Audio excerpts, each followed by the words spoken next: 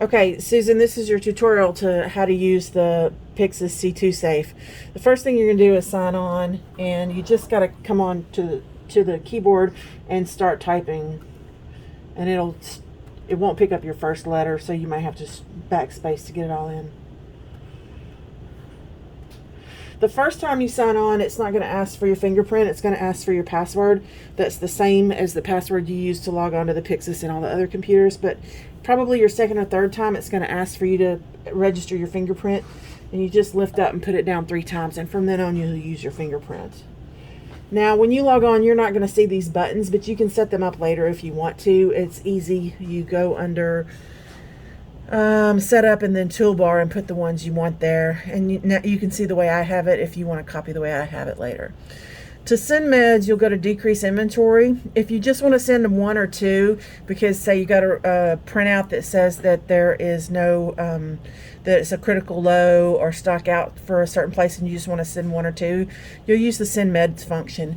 And up here at the top, it shows you send meds to ADM. That tells you how to do that right here.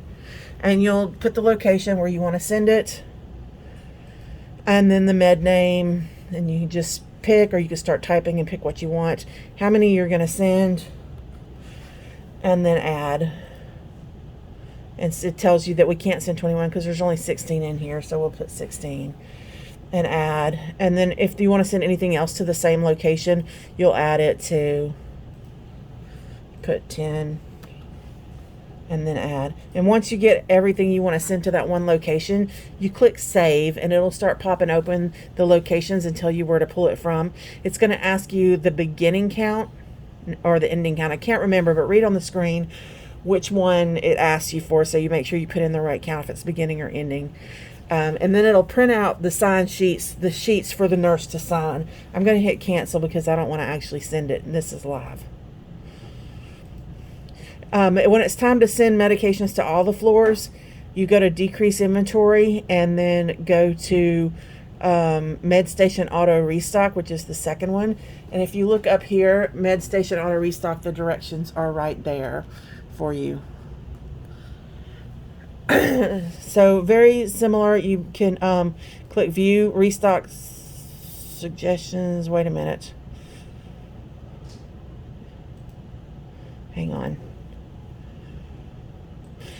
Okay, you can hit View Restock Suggestions, and it'll populate with all the medication names that you have, but they've just filled the Pyxis, so nothing is below minimum right now. So it's going to tell you the med name, the location, the max and min, what's current there, how many it suggests, and what you're actually, and the actual and suggest are going to be the same for everything. You can change the actual, so if it says 13 tablets, you can change it to 10, or if it's, make it a round number. If it's something you want to make it 25 or 10 or 15 or whatever, you can change the actual number. And when you get all those actuals changed, you'll click save, and it'll take you one by one to pop open all the locations so that you can get the medications out. Now, if you have, say, Norco 5 for 2 different locations, one's getting 10 and one's getting 20, it'll ask you to pull 30 out of the machine, but you'll have to put 10 on one sheet and 20 on the other sheet, where it tells you to. And then you'll take that sheet to have the nurse sign it as you refill it. If you want to make a piggyback, you go to increase inventory, and then you do compounding. And it says standard compound ratio compounding, yes, because these are already programmed in here. For everything we use except Dilaudid, I haven't put that in, but we haven't had a Dilaudid piggyback in forever. So if you want a large fentanyl drip, it's right here, or a small one if the patient's getting it at a slower rate. I've got the Ativan drip and the Versed drip and the morphine drip are already in here also. If you pick the large fentanyl drip and you tell it you want to make 1, if you want to make more, you can hit the plus button. If you want to make 2, so say it's like late in the evening, you can make 2. But it's going to tell you for 1 that you want, if you scroll over, you can see you want 2 of the 20 mil vials and 1 of the 10 mil vials for each one.